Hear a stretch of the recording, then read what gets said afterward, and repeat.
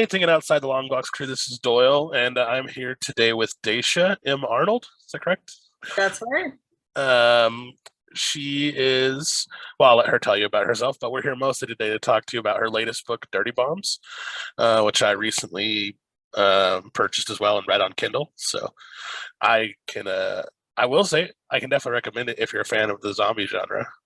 And it's a different look on the zombie genre as well. We've had like something kind of like it, I think, with like World War Z, which is like a similar thing, but it's not the same thing at all. You get a much more militarized perspective. But I'll let you talk mostly about your book. But how you doing today? Yeah, I'm doing great. We used to live in Colorado, which is how I became familiar with thinking outside of the long box. But we moved out to the Pennsylvania woods into a house that does not have air conditioning. Oh, Uh, geez. yeah, so I have a nice little dewy glow to my skin. Oh man, yeah, I can imagine that'd be pretty difficult. It's still cool here, actually. Like we got one day, we got to like 80 last week, and it dropped immediately back down to 50s again. So it's been 50, 60 still here in Colorado. Must be nice. We're reaching up in the 80s now, getting yard work done and stuff like that. I think it would be nice for summer to show up, though. It is nice to have it cool, but it's still feeling not like summer here. Well, yeah, but Or convention season's right around it's the true. I'm looking forward to it. finally we're getting back into real life. Do you do a lot of conventions as far as selling your books go? I do. So I haven't done a few for a few years now. So since COVID hit, last year I did one convention, which was a drink of water. It was very Yeah. refreshing. Every year I do a charity event called Scares That Care in Williamsburg, Virginia. It's an amazing event. It's a horror convention, but it is very family friendly. The community is great. I highly recommend anyone go. This year it is at the end of July. Hmm.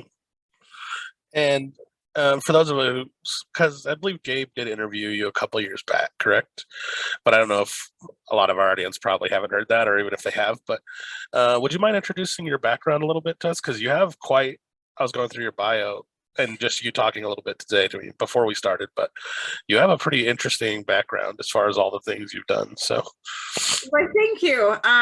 But I'm a busy lady for sure. I write science fiction, predominantly a dystopian mom fiction, which kind of where the newer book with the zombie apocalypse really falls into that umbrella as well. And a lot of it streamed from when I left the military after 10 years. I really struggled with my place in the world, and because in the military, if crap hits the fan, you know where to go and you know what to do. But when you leave an organization like that, crap hits the fan, it's like, where do I go? What do I do? I have this crazy skill set and I want to continue to serve my community. And how do I do that? But not only that, but now I'm, married and have these two small children. And if crap hits the fan, I don't just got to keep myself alive. I got to keep these little people alive too.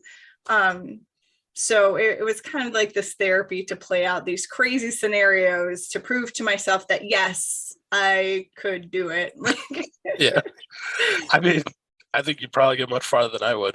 I, I have zero survival skills. Also, like I think around the time that my first book, Apparent Power, came out in 2019, it was around like when Hunger Games and Divergent was really, really popular. But when I was a teenager, I was an idiot. Like I didn't know anything. So I was looking for the books about, the mom that saved the world because, as a teenager, I wasn't saving anyone from anything. But as a mom, Yeah, like I could make a baby carrier out of a sweatshirt and a hair tie. Like I grew 6 arms, I don't I will say, know. yeah, that genre is pretty underrepresented. Um, I think that we've talked about it before on the podcast. Around the time of like aliens and whatnot, there was like a decent resurgence as far as like women character goes, but they weren't really like moms per se. Right. And the Even only one as I can think of is Bird Box. Like, oh, I love Josh Smith and Bird Box, and then Mallory, yeah, the sequel. such a good book and a great example. Mother's Day is right around the corner, and I wrote this really good article about dystopian moms and what to get different moms for Mother's Day. And for Mallory from Bird Box, I said get her a food subscription service. So she wouldn't have to go out foraging for food. You just leave it on the porch and she can have her blindfold on and go get it. That would be nice. Yeah, we live in the day of DoorDash. Be pretty simple. Contactless delivery saves the day. Oh yeah, right. But it's crazy, especially in military fiction. Like there's a lot of female cliches in military fiction, and a lot of it is if you are not a female and you've never served in the military, you've only ever been exposed to male figures in the military. Otherwise, you have the sex pot, like, female, or the dumb women officers who don't know what they're talking about. Or I feel like you also get that. I mean, it's still just as cliche, but you also get that like super G.I. Jane girl as well. Yes, Butch. That might as well just be another guy character. Yeah, even though I'm sure they exist, but in the Army, like, we're moms. Yes, we're moms, and we come in all shapes and sizes and all,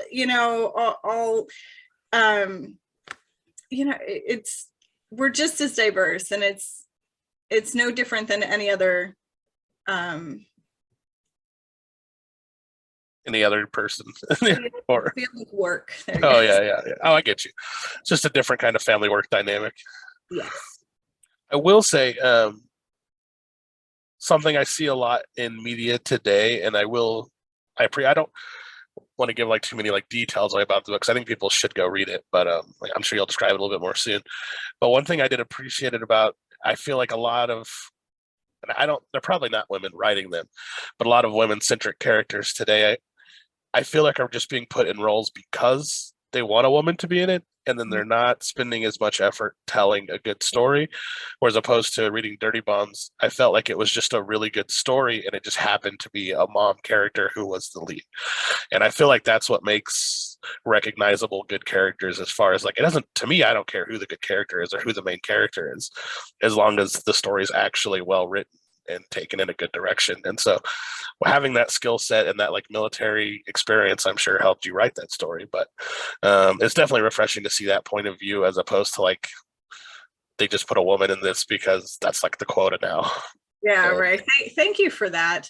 And the main character is a mom. But the thing about being in the military is, and being in a war situation, is they as in big army, big military, try to remove as many distractions as possible from the fight, because if you're distracted, you're not going to fight well. And she touches on that a few times throughout the story of, I have this switch, I need to turn that off, or else I'm going to be dangerous. I'm going to be distracted. It makes sense too. Like, it's something I would never have thought of, not being in the military and not being a mom. Two things. I can think of a Superman reference that's very similar, but that's about it. But yeah, I would have never thought about that process. But yeah, like, I do have family, so you would be worried and you would have something to do. But if you can't compartmentalize that, it's only going to distract you in an intense situation. Yeah, and compartmentalization is a big coping mechanism, something that we did a whole lot of. It's like when you have these crazy trauma experiences, if you don't have a place set aside in your brain to put that and then save it for later when you have time and energy and space to actually process what just happened, like those are the times when people have a hard time coming back from PTSD and situation. Yeah, that definitely makes a lot of sense. It's feel like dragging either your life into it or it into your life. It's probably not good either way. And my choice to get out of the military happened around the time I had my first child. And at that point, I wasn't able to separate the two. So I just decided not to renew my contract, because being in healthcare, I've seen children like be collateral damage Yeah. of an airstrike or something like that. And back then I was 22 years old. I was a child without a child. Yeah. But now it's like I can't look at a kid and not think that could be my kid. So it's a really hard thing to separate. I definitely see how that could be a problem. Yeah. So what kind of, I mean, I have not read your other books. This is the first one of yours that I've read. It does seem like it's separate from the series that you wrote. Is that correct? It is. What kind of got you writing the dystopian? Is that just always been like a type of sci-fi or fiction that you've liked, or is it just something later to come along, or just a military experience? So I think dystopian, I think because of my military experience, I have a lot to say. I have a lot of survival skills. I'm really excited to share those with everybody because they're strange. Like they're not intuitive. They are, and I say this a lot, muscle memory. They're things that were like when people are yelling in your face all the time, and then the lights are flashing over here and you're getting called stupid and all kinds of other derogatory terms, and you still have to function and get the job done.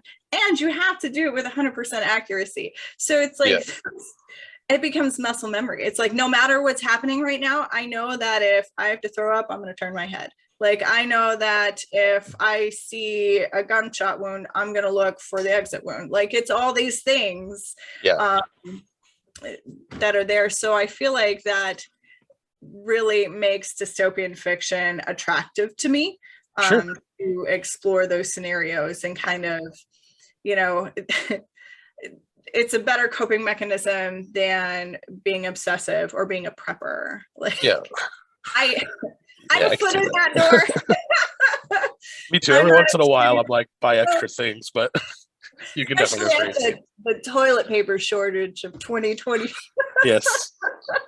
We hoarded for sure here as well. Oh, it taught us a lot. See, I had already had toilet paper, so it wasn't a big deal for me. Yeah. Everyone thought I was crazy. No, definitely not. You were proven correct. So dystopian fiction is, I would say, one of my favorite genres as well. This, from what I understand about your previous work, they were more like, were there superpowers involved? It seemed like what I read. There are. So it's like if Divergent grew up and had kids. Gotcha. All that fan base. And it's also kind of like an X-Men sense, but everyone has the same power. Sure. It's only a small group of the population that does. Yeah, I remember reading something like genetics or like a genetic thing.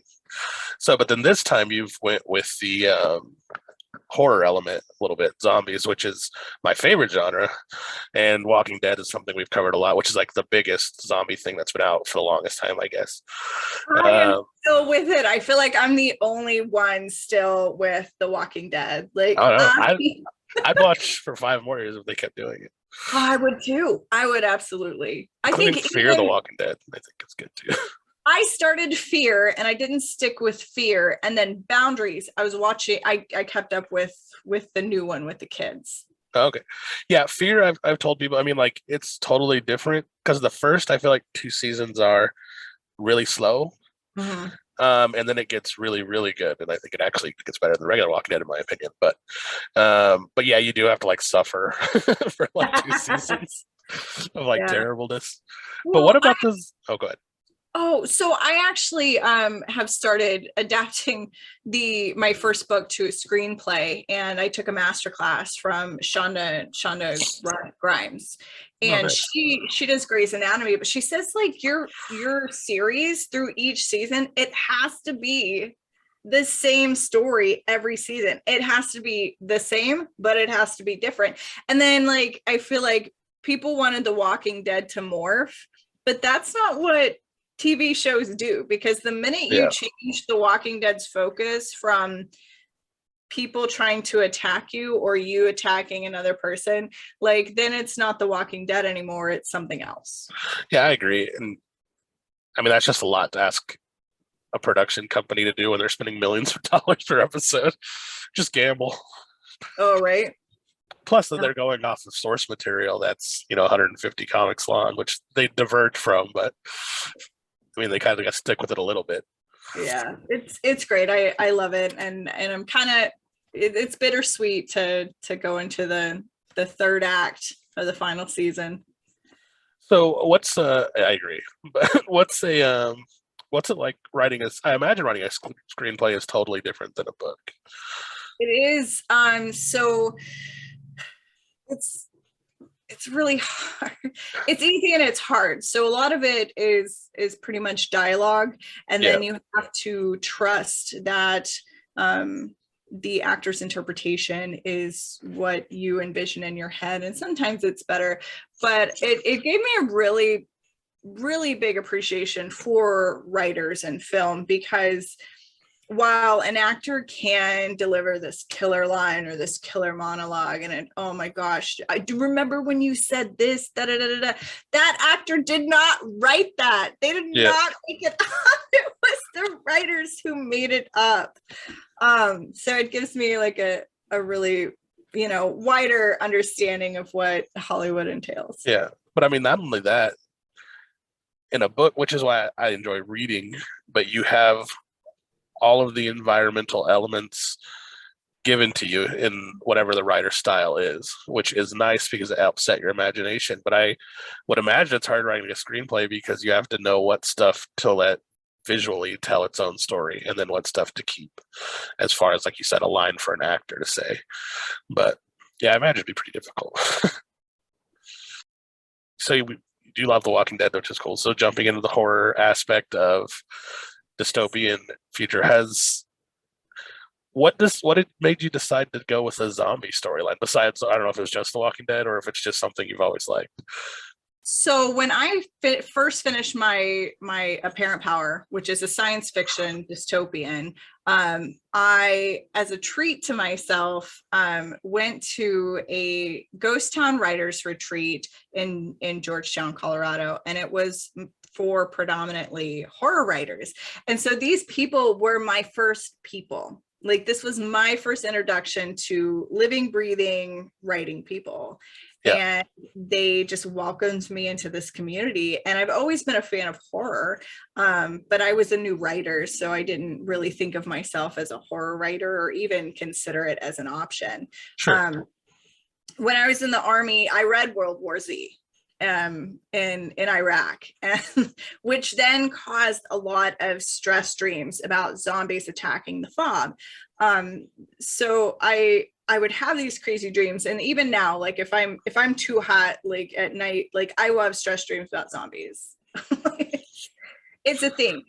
So last summer when COVID ended, when I stopped working with COVID hospitals, I stopped working. Like, Yeah, I just we moved across the country, and I took a hiatus, and I pounded out this story. It's been in the works for many years. It's been in the works for about 15 years, honestly. And I finally finished it. And being part of that horror community, I'm like, yes, I am finally part of the community. Like, I have published a horror book. Like,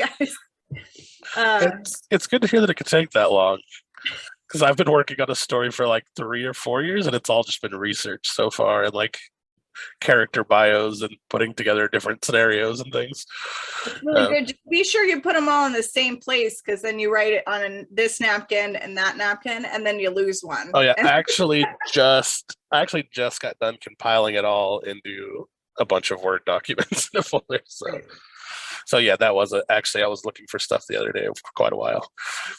Um, but so I mean, real quick, we're talking about Dirty Bombs. Do you have kind of like an elevator pitch you give people, or so the audience can? I mean, they know it's a zombie dystopian, but um, your kind No, of take that's on about it, it. or It's GI Jane meets zombie apocalypse. that's pretty an accurate description. There is, I will say, won't give it away, but the ending takes the character in a direction that I am definitely super unfamiliar with in the zombie genre.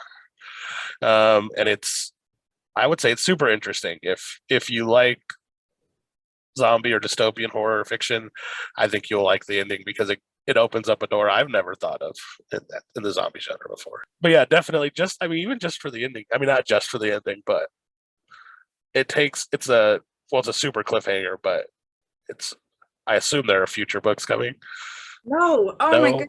No, After my first series and then stalling out the final book in that series, like I'm done writing series. so I you're just kind really of am. going with the flow. Yeah, I would likely do a short story to Okay. follow up from where I was gonna Miranda say you can't Sinclair. leave us with that. You can't leave us with that dead And end. that's the freedom of being a writer. Just ask George R. R. Martin. You can totally leave it. You can, yes. There are a few authors that do that. I forget who the author is of like I think it's like Name of the Wind is the story I wrote, but like his third book hasn't come out forever either. So Oh man, it's hard. It's hard, especially when there's a lot of expectations, and it's like I know how it ends. I just don't know how to get from there to there. no, I understand. That does bring us to another interesting thing I saw on your website, but you do coaching as well for Oh my writers? goodness, yes. So my favorite thing, I get really excited, and I really held back because you're interviewing me, but I'm like, tell me Yeah, more about your book. I just get so excited about people and their journeys, sure. and writing. And I have like this crazy success story. I woke up like living in a writer's retreat. It is unreal. And I have everything I've ever wanted. And I just want everyone to have that. And I think anyone and everyone can have that. Sure. Um, so that's why I've picked up book coaching. Um, Well, let's do this. And I'm happy to pay. We'll do a second part, but I will book you for one, and then I will write up an article about that, and we'll release that after the interview as well. That way, in case any of our fans want to take you up on that service, they kind of know what to expect, and hopefully you can get some other future writers hitting you up for that as well. well, that would be a lot of fun. So yeah, that's something we'll do as well, guys. So if you listen to this interview, watch for that as well. But yeah, that'd be great. What got you into doing that? Just loving hearing other people's stories or I loving was directing? so sick of healthcare. I was so sick of healthcare, and I often just, people ask a question, or my friends who are writing books will ask a question, and I'm like, give me a call. Give me a call. And we'll spend an hour on the phone just hashing out like where they're stuck, what are next steps. I don't know what to do next. And I needed in my body, I needed to get all this information organized. Sure. And so it happened in such a way that now I have this beautiful website. I have fully automated services that help me actually sit down with each individual writer and help them through whatever they need, whether it's plotting, getting started writing, marketing their services or marketing their books, finding an agent, finding editors, the whole gambit, just because I've worked on both sides of traditional publishing and independent publishing. Sure. So Well, that's definitely, I mean, I'm sure that's, well, I'll find out, but I'm sure that's a very helpful perspective to have. It is daunting. Like just the process of, like I said, I've just been doing a lot of like compiling background stories and scenarios and environments and things like that. But even getting to that next step of like actually starting, the story and writing it out, it's pretty complicated. It's hard to think about. Well, I've been thinking about it, but it's hard to know which steps to take when or what to do. So it is. I actually, so since I last sat down with Gabe, I have published, I think I had 2 books out at that time, and now I have 6 fiction books. I have 1 nonfiction book, and then 2 anthologies. My nonfiction book is actually a workbook for writers to put all their entire story, all the ideas, all the characters, all the scenes, all the ideas in one place. That way you could go back and you're like, oh yeah, I plotted this, so now I got to get there and write it. Yeah, I did see you had that. I think you had one coming out for like memoirs as well soon. I do have one coming out for memoirs because I actually started writing memoirs of a Dacia, which is my memoir, The Superwoman Next Door. And then I come to the realization that the most exciting thing of my life, which I've done a lot. Yeah. I am not satisfied that that's it. So Sure. I'm almost positive like there are more steps to this journey, that there are more worthwhile things to experience before I sit down and write this book. Yeah, what I mean, I would hope we always feel like that. I hope so too. That would be weird. I've done it all. There's nothing else. It's not going to get any better than this. No, I really think that there are bigger things that I can focus on, but I did develop the formula, so I figured I'd help people out and share that with them. Oh, definitely. I think any kind of tool you can get your hands on as far as like streamline the process goes. If I was looking at this like a few years ago, and I mean I might still, but I definitely would have picked up the other book as far as like compiling your ideas, because I had no idea what to do. I was just like you said, I have like scribbles in a notebook here and scribbles in a notebook there and a piece of paper over there and a Word document over there. And yeah, I actually started in one notebook one time and dropped it in the bathtub. That has happened to me. I've not done that. I did lose one though that I had a bunch of ideas on. I don't know what happened to it. The earth just ate it. It's gone. But well, Dacia, I want to thank you so much. It's getting about to that half-hour point. But I've enjoyed talking to you. I enjoyed reading your book. It's not, I mean, that's such a weird thing to say, not a hard read, but it goes really fast. I read it in just 3 days. It's a good sized book. It has a great ending, like I said, a great cliffhanger ending. And it's just a nice different perspective if you enjoy the horror dystopian zombie genre at all. But it's pretty gritty with a bunch of F-bombs in it. It is. It's for adults. Oh. Don't let your zombie loving children read it. It's a weird disclaimer, but I have a niece whose absolute favorite show has been Walking Dead since she was like 4. Oh my goodness. It makes no sense at all. Yeah. But she grew up with Judith.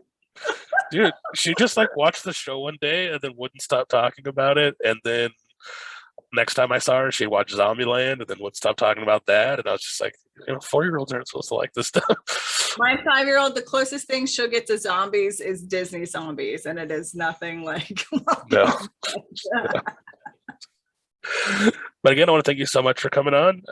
You can find us at, anywhere, Google, Instagram. Do you have your website you want to plug? Yes, everything is Dacia M. Arnold, daciamarnold.com. I'm at Dacia M. Arnold, Facebook, Instagram, Twitter. All right. Well, thinking outside the Longbox people, thanks so much for hanging out, and we will see you later. Bye-bye.